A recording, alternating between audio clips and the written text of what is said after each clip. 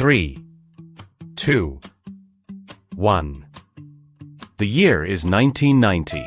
So, take a breath. Because we're not scrolling today.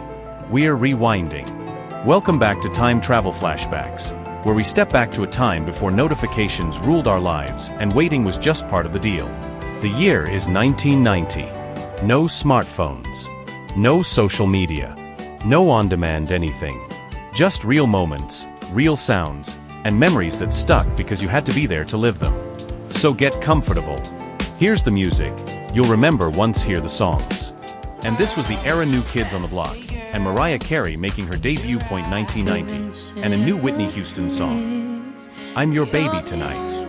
Pop, hip-hop, R&B, rock, it all lived side by side. No algorithms telling you what to like. You heard it on the radio. You waited with a cassette tape ready, finger hovering over the record button, hoping you timed it just right. You discovered music because someone played it too loud, or your friend handed you a tape and said, "You've got to hear this." And if a song hit you the right way, you rewound it, again, and again.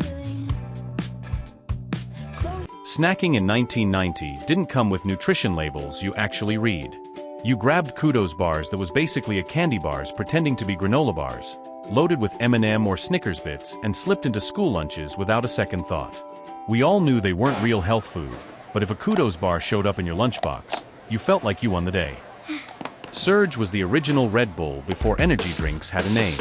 That neon green soda, splashed with green and orange branding, was a sleepover staple, and not just because of the color. Surge was packed with sugar, and back then, that was exactly the point. If your school had a Fruitopia vending machine, you remember the hype. Coca-Cola and Minute Maid rolled out these fruit-flavored drinks in the early 1990s, and kids swore Fruitopia was a healthier alternative to soda. Truth is, it had just as much sugar as Coke or Mountain Dew, but the label made us feel better about it. Then there was Snackwells that rode the wave of the 90s diet culture, when fat-free was the magic word. These cookies and cakes were everywhere, promising guilt-free dessert while low-fat diets ruled the decade. Of course, they were still packed with sugar and carbs, and once people caught on, the craze slowly faded. Low-fat was everything back then. Nobody talked about the carbs. So let's move on to TV. Television in 1990 ran on one rule. Be there when it's on, or you miss it. Saturday mornings belonged to cartoons. Weeknights were family TV time, one screen, one remote, and usually one person in charge of it. Sitcoms like The Fresh Prince of Bel-Air, Saved by the Bell, Full House, Family Matters, and Growing Pains shaped entire routines. And if you missed an episode, too bad. You waited for reruns. Commercials weren't something you skipped. They were part of the experience. That's how you learned about toys, cereal, movies, and what was cool. Tech in 1990 was the turning point from analog to digital. Communication. Pagers and beepers, the original text-me devices. Personal digital assistants, PDAs, like the Palm Pilot, your entire schedule in your pocket. And even electronic diaries, voice-locked secrets straight out of a spy movie. The soundtrack of the 90s. Music on the move was everything. Walkmans and Discmans kept the tunes rolling, whether on cassette or CD. Mini disc players gave audiophiles a taste of digital clarity. And let's not forget hit clips, those tiny catchy clips that had kids hooked. In 1990, pop culture was shared.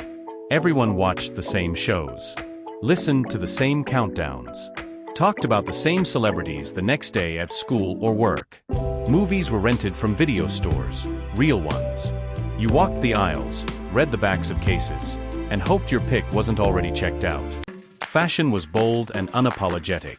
Baggy jeans, windbreakers, big hair, bright colors.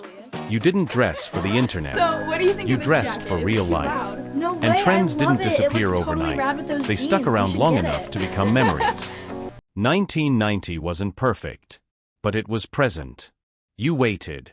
You listened. You showed up. And maybe that's why these memories still feel so real. Because you were actually there for them. If something here made you smile, hold on to that. That's the good stuff. And if you're enjoying this trip back in time, stick around. There are plenty more flashbacks ahead. Until next time. This was Time Travel Flashbacks. Because the past isn't gone. It's still with us.